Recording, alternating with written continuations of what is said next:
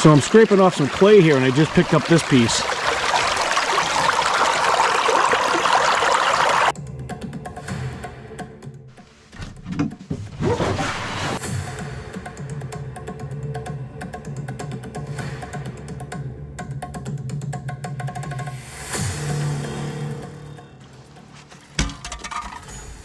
That sounds hollow.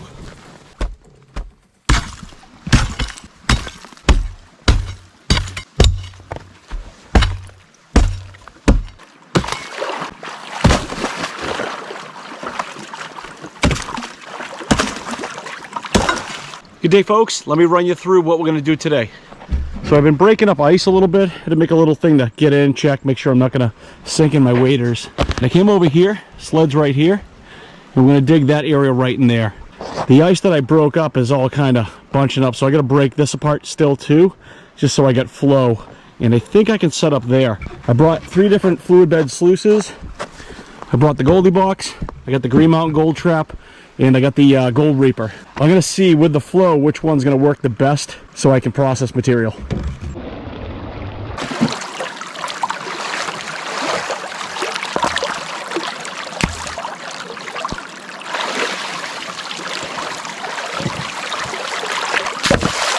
I got a little dam built here. I got the Gold Reaper set up, so I'll keep having to adjust the flow as we go. But we're going to dig this hole right here.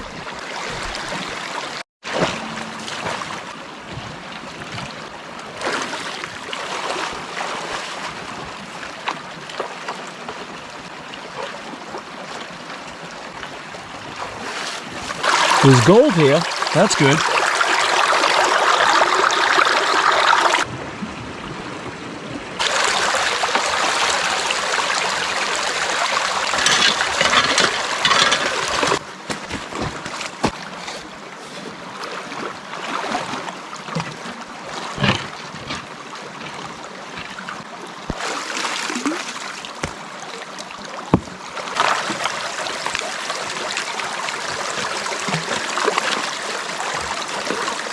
So here's one of the indicator rocks for digging up in the northeast, serpentine. You find a lot of it around here. It's always good to see that. Garnets, obviously quartz, everybody says quartz, heavy black sands, but you find serpentine, keep digging.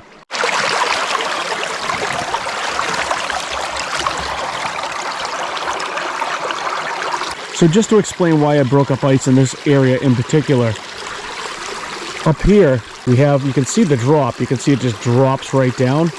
So the brook up here just goes down a little ladder, and then it opens up here, and then it comes around. Even though this kind of creates more of an inside bend, it starts to, we got a little tiny funnel in here pushing. So anytime I see a drop like this coming down, a funnel and something pushing, I try to always hit that corner and test it. I definitely should have worn my full chest waders because I got water in my socks. So, total idiot. So here's another rock with garnets in it. You see all the garnets. Doesn't mean there's gold, but good indicator. I'm trying to move that rock right there. That thing is like, it's bigger than it looks. It just goes down. That one might stay there. So the hole's about 1.5 foot to 2 feet down from when I started. Let's go look in the box. Let's see what's in there. This is gold in here. Yep.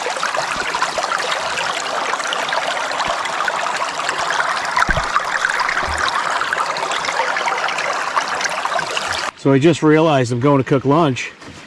Brought the fuel, brought my little stove, brought this. Didn't bring a little pot to cook the water in. So, not having lunch.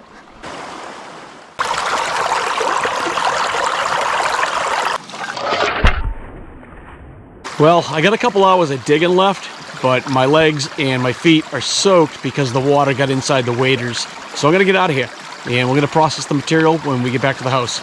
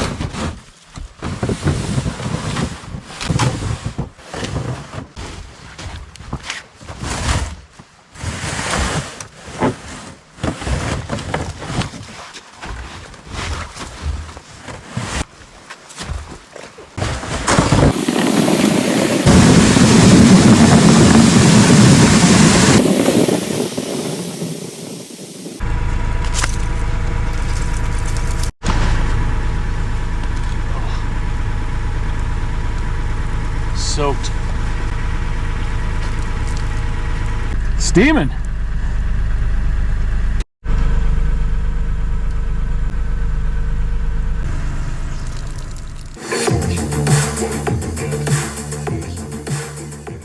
So I'm back home. Let's go through the material and see what there is for gold. So we're going to start at quarter mesh and go all the way to 60 mesh.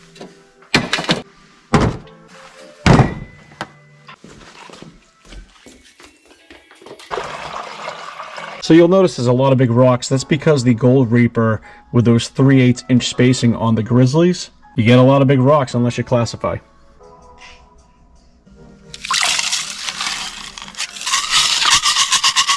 Here's everything classified down.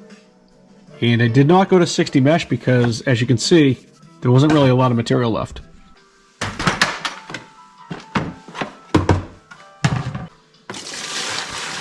And I'm going to pan through my bigger stuff first because I'm kind of eager to see what's in there. So I'm almost through my 10 plus material, and the piece that I showed earlier from that day that was caught in the 1/4 inch riffles on the Gold Reaper, it's not in here so far. So I'm getting a little concerned if it got blown out of the box or I don't know. Alright, I found that piece. I'm happy too because I thought that was blown out of the box. So that thing was working good. There was definitely some chunky garnets. Well, I misspoke. There's the piece right there. Let's pick that up and see it.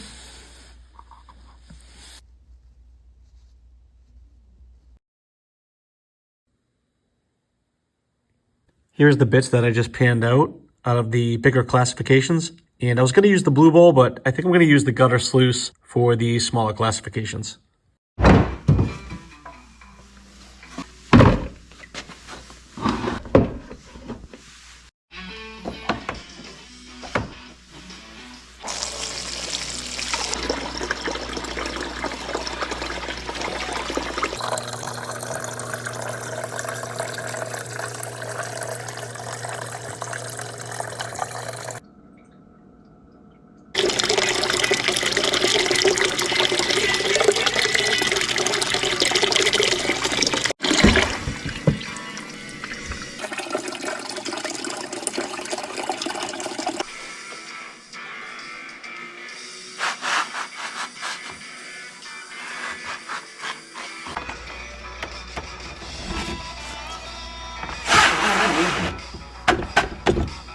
Here's a piece of pyrite, very shiny. So here's the gold from that run, and I want to put a piece of pyrite down below that same piece. It's on the tip of my finger. See if I can get it in there. Okay. So now you can see the color difference. Yellow, brassy.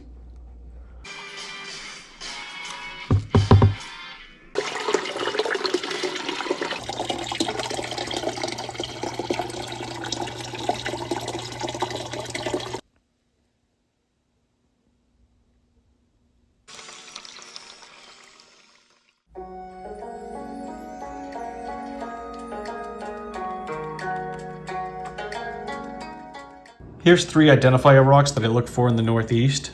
Other than serpentine, that's magnetite in the upper left, a piece of rusty stained quartz, and a piece of hematite. And there is the streak for hematite right next to it, that rusty red color. Also, garnets. If you find garnets in these 3 items, and also serpentine, you're probably in a good area. So at the end of last video, I was saying that I didn't have enough time first testing the Gold Reaper. So I wasn't quite sure totally how I felt about it. One thing in the Northeast, we have a lot of rocks like this that are really, really flat. And these can go and fit right through the 3/8 spacing on the grizzlies, and they get stuck in the capture tray. On the website, on the eBay listing for the Gold Reaper, it says for best results, classified to 1/2 inch. I feel like if you ran 1/2 inch, you could run this thing for 3 or 4 hours before cleaning it out. I cleaned it out the day that you just saw, about once an hour. Either way, unclassified or classified to 1/2 inch, this is a good tool. That day I was pretty surprised, and these little nugget traps right here, these little riffles for the nuggets, I love those. I mean, this is a lot of the pieces that I was like looking at. I said, okay, I got to make sure when I do my concentrates that I find those pieces. And I ended up finding all the pieces that I remembered, so it caught them. So This thing's pretty good. Thanks for watching. Be well.